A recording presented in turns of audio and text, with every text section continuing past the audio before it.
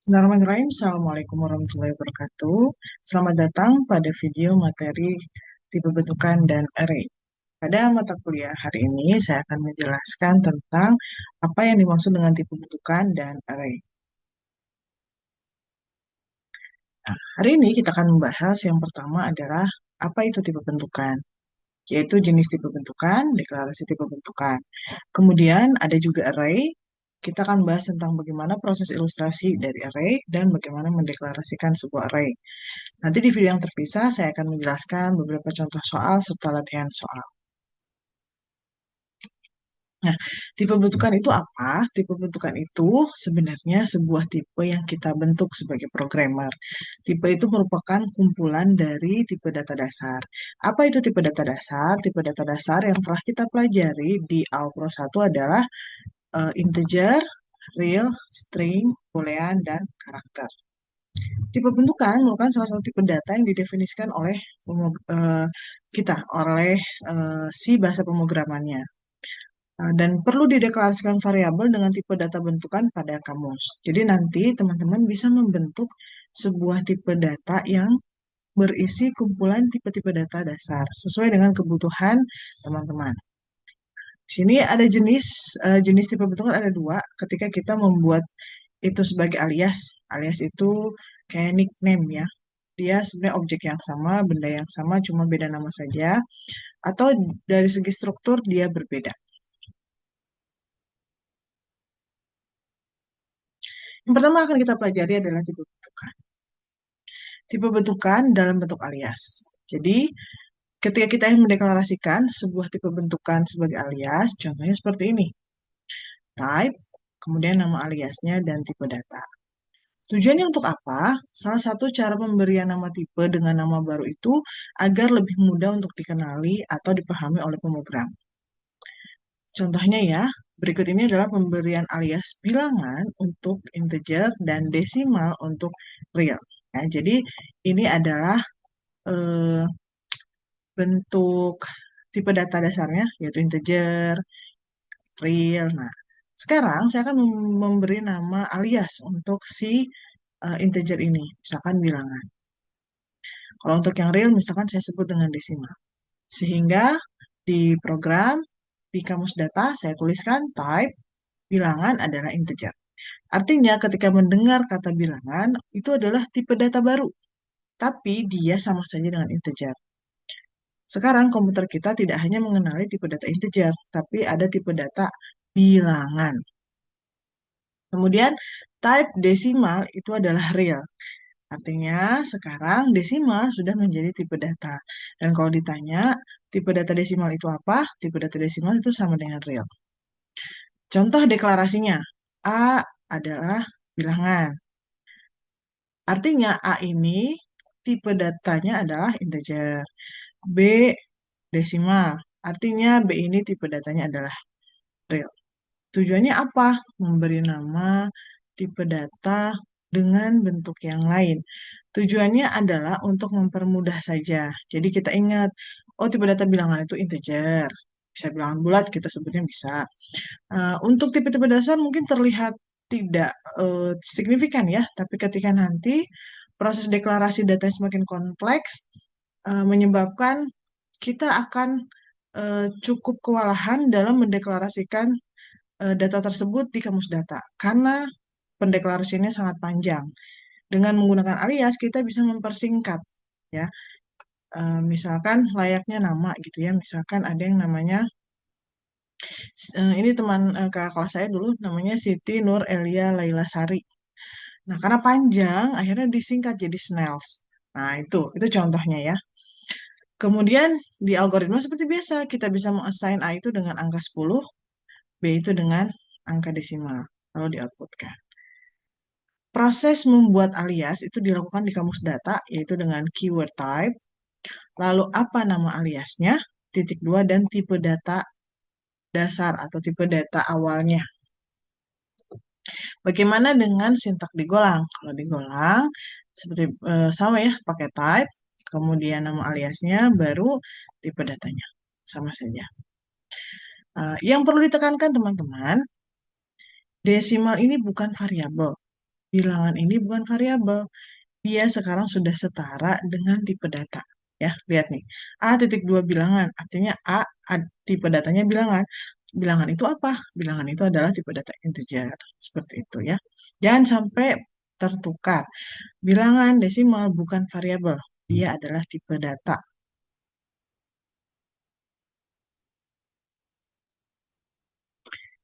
Yang kedua, ketika kita ingin membuat tipe data yang berbentuk struktur atau record. Dengan membuat tipe bentukan berupa struktur atau record, itu memungkinkan kita untuk mengelompokkan beberapa variabel yang mungkin berelasi menjadi suatu kesatuan. Sebagai contoh nih, teman-teman, ketika kita membahas data buku, biasanya buku itu terdiri dari judul buku, nama penulis, tahun terbit, nama penerbit, edisi, dan data-data lainnya. Sehingga kita bisa kelompokkan dia ketika kita membahas kita kita akan menginputkan data buku. Nah, bayangan kita data buku itu tadi ya terdiri dari beberapa data. Itu bisa kita kelompokkan menjadi satu tipe data baru. Kita sebut satu record. Caranya bagaimana? Pertama kita sebut type, lalu nama strukturnya. Misalkan data buku. Lalu tanda ini ya, tanda lebih kecil sebenarnya maksudnya pembatas. Kemudian karena tadi judul buku terdiri dari berbagai macam data, yaitu judul, nama penulis, tahun terbit, nama penerbit, edisi, dan data-data lainnya, maka di sini field-field ini terdiri dari data-data yang akan kita eh, simpan ya di eh, data buku. Pertama, karena kita mau menyimpan judul buku, maka di sini bisa kita tulis judul buku. Ini adalah variabel. Kemudian tipe data dari judul buku, biasanya string ya, dan seterusnya. Jadi akan ada beberapa field, judul buku, nama penulis, tahun terbit, nama penerbit, edisi, dan selainnya. Nah, kalau digolang, sama ya pakai type, kemudian nama struktur, ada keyword struct di sini. Ya, ini menunjukkan dia tipe bentukan bertipe struct. Kemudian di sini ada kurung-kurung awal buka sebagai tanda pembuka dari si tipe data tersebut karena tipe data struktur itu terdiri dari beberapa field ya dan kurung awal tutup. Nah, tipe data dari field bisa berupa tipe data dasar atau tipe bentukan lainnya. Jadi yang di sini nggak mesti integer string real ya. Bisa jadi tipe bentukan lain juga. Ya, misalkan tipe data mahasiswa, mahasiswa kan punya list mata kuliah tuh. Nah, jadi nanti ada data list mata kuliah. Tipenya adalah mata kuliah. Mata kuliah itu apa? Mata kuliah itu adalah tipe bentukan struk ya, yang isinya adalah nama mata kuliah, SKS, dan seterusnya. Ini contoh data-data yang bisa kita bentuk menjadi tipe bentukan struk. Pertama, tipe waktu. Kita tahu ketika kita membahas waktu, sebenarnya terdiri dari data jam, menit, dan detik. Artinya nanti di tipe struk waktu ini akan terdiri dari 3 field. Field jam, menit, dan detik. Kemudian tipe orang. Orang itu terdiri dari nama, gender, alamat, agama, dan biodata-biodata lainnya. Kemudian kita bisa membuat tipe data buku ya yang tadi ya terdiri dari judul, penulis, tahun, penerbit, dan data lainnya. Siapa yang mendefinisikan? Yang mendefinisikan adalah teman-teman sendiri sebagai programmer sesuai dengan kebutuhan. Misalkan tipe data mobil terdiri dari merek, harga, warna.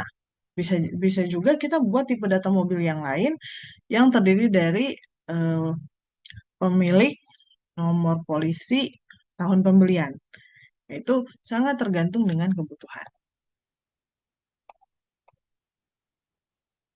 Nah, ini contohnya teman-teman ketika membuat tipe bentukan berupa struct ya, maaf. Misalkan ya, saya punya program, ini contoh struct ya. Nah, struct itu didefinisikan di kamus data. Pertama kita tulis dulu type, kemudian nama struct-nya apa. Karena saat ini saya sedang ingin mencontohkan tipe data struct berupa waktu, di mana waktu terdiri dari 3 data, maka saya tulis di sini namanya adalah date. Ya. Kemudian kurung ini apa? Tanda lebih kecil. Lalu date, waktu itu kan terdiri dari tanggal, bulan, dan tahun. Maka saya deklarasikan tanggal. Titik dua tipenya integer, bulan. Titik dua tipenya string, tahun tipenya integer. Ini adalah lalu kurung apa ini? Tanda lebih besar ya. Penutup lah ya, penutup dari struct itu tanda lebih kecil dan lebih besar. Kita sudah berhasil mendeklarasikan sebuah tipe bentukan struk yang bernama date, di mana date ini berisi tiga data, tanggal, bulan, dan tahun. Nah, ini adalah tipe data. Hati-hati ya teman-teman, ini adalah tipe data. Date adalah tipe data. Sehingga date ini sama dengan integer string. Dia merupakan tipe data. Bagaimana caranya mendeklarasikan variabel yang bertipe date? Di sini saya contohkan ada variabel TGL, tipenya adalah date. Ya, ini variabel, ini tipe datanya. Nah, bagaimana sekarang cara kita untuk eh, mengakses? Untuk mengakses, nah, ini ya contohnya, dikarenakan variabel TGL ini adalah variabel bertipe data date, di mana date dia memiliki tiga field, maka ketika kita ingin assign nilai kepada variabel TGL, tidak boleh langsung kayak variabel biasa. Ya, misalkan TGL sama dengan 7. Itu nggak bisa. Kenapa? Karena TGL itu terdiri dari tiga data. Kita memasukin di mana? Di tanggal, bulan, atau tahun. Nah, ini contoh teman-teman pengaksesan data pada tipe data bentukan struk. Ya, contohnya TGL dot tanggal. Berarti yang mau di-assign dengan angka 10 adalah data tanggal. Selain itu, kita juga bisa langsung menginputkan data ke dalam field-field di sebuah struct. Ya, contohnya, kita akan minta inputan user. User akan menginputkan data bulan dan data tahun. Nah, maka yang kita lakukan adalah pertama, nama variabelnya terlebih dahulu, kemudian dot, lalu nama fieldnya. Berarti ini user akan diminta untuk menunjukkan dua data. Yang pertama untuk bulan, yang kedua untuk tahun. Nah, setelah itu, ketika kita ingin mengassign sebuah value, tetap kita harus pakai dot ya. TGL, nama variabelnya, baru nama fieldnya. Ya, di-assign dengan, nah ini bisa langsung dioperasikan juga ya. Hati-hati, tetap TGL ini harus dibawa. Ya, karena TGL itu adalah nama variabelnya, sedangkan tanggal itu nama fieldnya. Yang kita proses adalah tetap fieldnya. Ini cara mengoutputkan tgl.tanggal, artinya akan ditampilkan ke layar hanya field tanggalnya saja. Kalau yang ini menampilkan tanggal, dot bulan, dan tanggal, dot tahun. Berarti bulan dan tahunnya. Untuk digolang, mendeklarasikan struct date seperti ini ya. Seperti yang sudah dijelaskan tadi, type, kemudian nama struct-nya, lalu keyword struct, kemudian kurung kurawal buka, kemudian kita list field-nya apa saja. Tanggal int, bulan string, tahun int. Nah, ini kurung kurawal penutupnya. Kemudian di main program, kita akan membuat sintak yang sama dengan yang kiri, maka seperti biasa, kita deklarasikan dulu variabelnya. Maka di sini var tgl tipenya date. Nah, ketika diakses masih sama dengan pseudocode ya, tgl.tanggal di-assign 10. Kemudian ketika nanti kita akan lakukan proses scan, kita pakai dot juga, jangan lupa. Dan seterusnya. Jadi bedanya di pseudocode sama di Golang itu sama saja ya. Nah, paling masalah di sintaksisnya yang sudah dipelajari di Alpro 1. Nah, ini contoh untuk saya tekankan kembali ya. Akses dilakukan melalui field yang didefinisikan ya. Jadi kita hanya bisa mengakses tanggal, bulan, tahun saja. Ya, karena yang didefinisikan hanya tanggal, bulan, tahun. Kalau misalkan di date ini mau ditambahkan lagi ya silakan. Berarti di deklarasinya diubah. Kemudian operasi dilakukan sesuai tipe data dari fieldnya ya. Kemudian pahami hierarki berikut ini. Suka banyak yang ketukar ya. Jadi date adalah tipe data, bukan variabel. Kemudian tanggal ini adalah variabel. Tipenya adalah date. Kemudian kalau kita ditanya apa tipe data dari tanggal, maka kita sebutnya integer. Untuk mengakses data tanggal, kita harus menyebutkan dulu variabelnya. Nih, tgl dot tanggal, tgl dot bulan, tgl dot tahun. Jadi nggak boleh langsung tanggal diassign 10, tahun diassign 2005. Nggak bisa ya, harus pakai dot. Itu untuk tipe bentukan.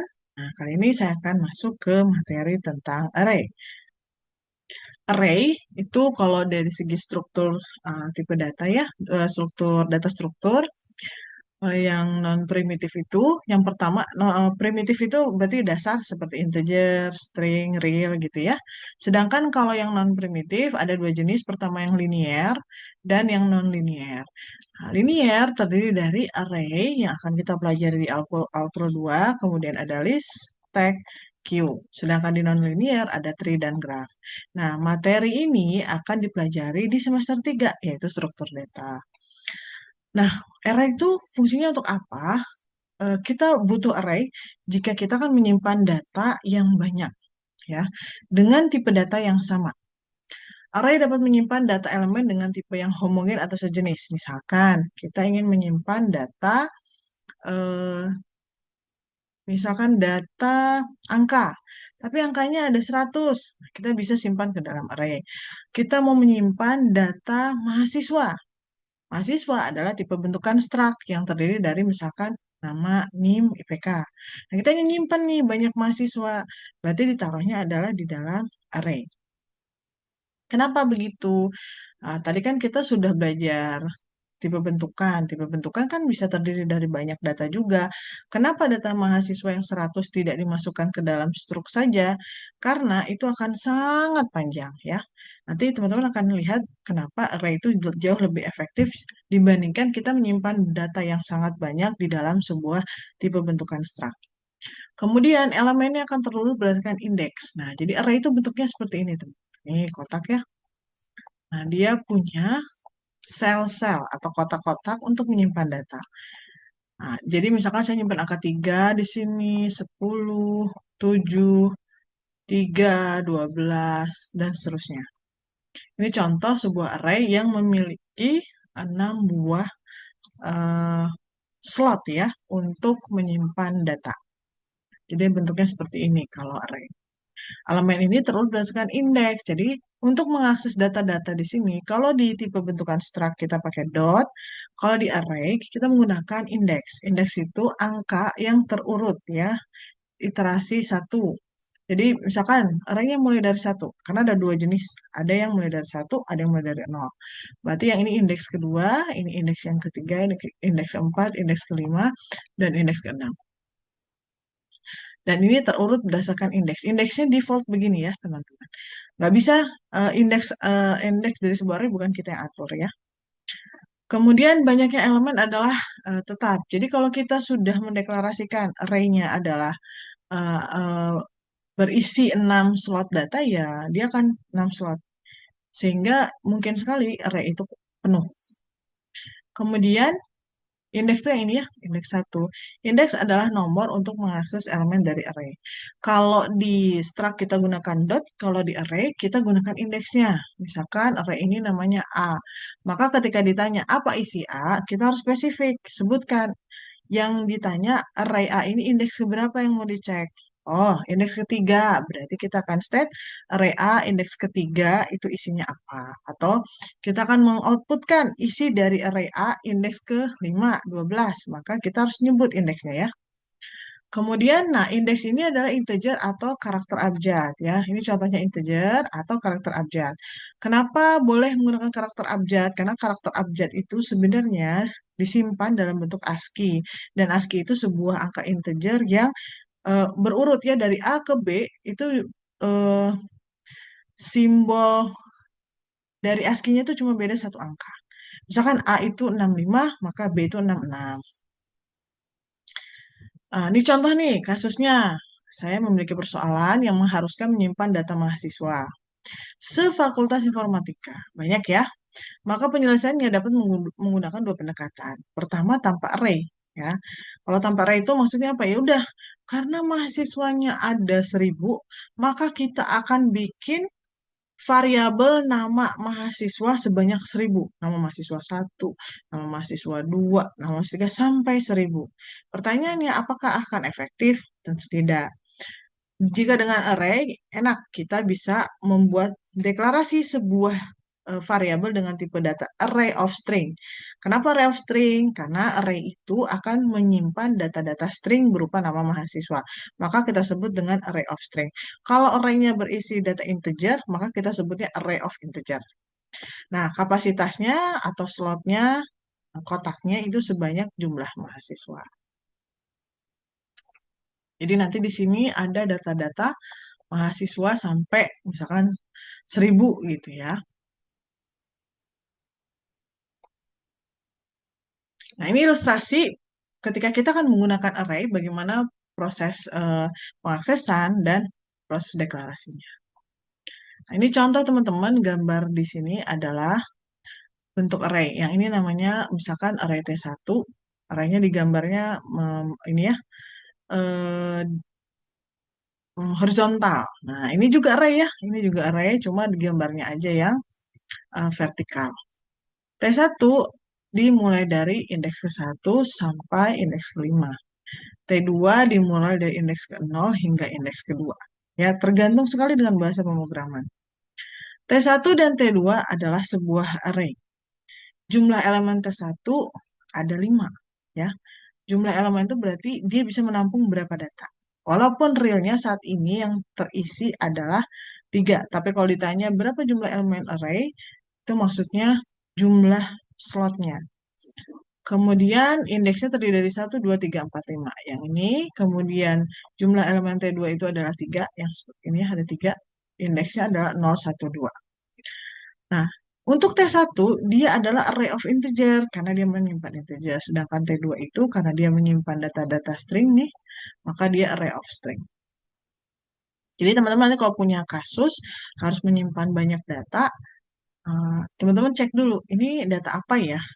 Nanti tinggal membuat sebuah array dengan tipe tersebut. Nah, bagaimana mendeklarasikan array di kamus data? Pertama, kita buat dulu variabelnya, misalkan variabel data mahasiswa, gitu ya. Titik 2, lalu keyword array. Setelah itu kurung siku buka. Nah, di sini berisi indeks awal dari si array tersebut. Mau 1 atau mau 0 tergantung dengan bahasa pemrograman. Kemudian titik 2, ya titiknya ada 2, itu tuh biasanya kita sebut dengan kode sampai gitu ya. Jadi startnya misalkan 1, N-nya misalkan kalau untuk T1 itu di 5, berarti di sini 5. Of, ini keywords juga, jadi harus ditulis, nah tipe datanya apa. Contohnya T1 titik 2 array kurung siku buka 1 sampai 5 kurung siku tutup of integer. Sampainya itu ini ya titik 2 gitu. Kalau untuk yang string ini berarti T2 titik 2 array kurung buka kurung siku 0, berarti indeks awalnya 0 sampai 2. Nah, hati-hati ya. Eh, kadang kalau kita sudah terbiasa menghitung sesuatu dari angka 1, kita aware banget bahwa kalau array-nya mulai dari 1 endingnya 5, berarti datanya 5. Tapi hati-hati ketika array itu indeksnya start dari 0, kita tidak terbiasa menghitung dari 0 ya. Jadi suka ngelihat ini tuh kalau ditanya berapa jumlah elemennya, kita akan menjawab 2. Karena indeks akhirnya 2. Jangan lupa, dia start dari 0. Berarti kita harus tambahkan 1 jika ditanyakan jumlah elemen. Karena jumlah elemennya adalah 3. 0, 1, 2. Berarti ada 3. Nah, ini contohnya bagaimana kita menggunakan array dalam program kita. Pertama, di sini ada variable days, titik 2 array, indeksnya dari 0 sampai 6. Nah, kalau di sini, teman-teman, berapakah jumlah elemen dari array days ini? Hati-hati, karena startnya dari 0, berarti dan endingnya dari 6, berarti jangan lupa, nanti indeks akhir kita tambahkan 1. Berarti ada 7 data. 0, 1, 2, 3, 4, 5, 6, 7. Kemudian, of, dan tipe datanya apa yang akan disimpan. Kalau di sini string. Nah, kemudian di algoritma, ini ada beberapa contoh sintak yang tepat dan tidak tepat. variable days, masih ingat ya, variable days itu kan berarti kalau saya gambarkan adalah kotak-kotak seperti ini ya. Mulai dari 0, 1, 2, 3, 4. Oh, ini terlalu lebar. Bentar ya. Hapus. Di sini aja ya.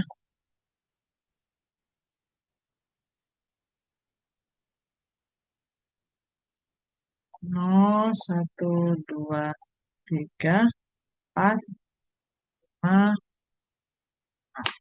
Ini adalah days, array days.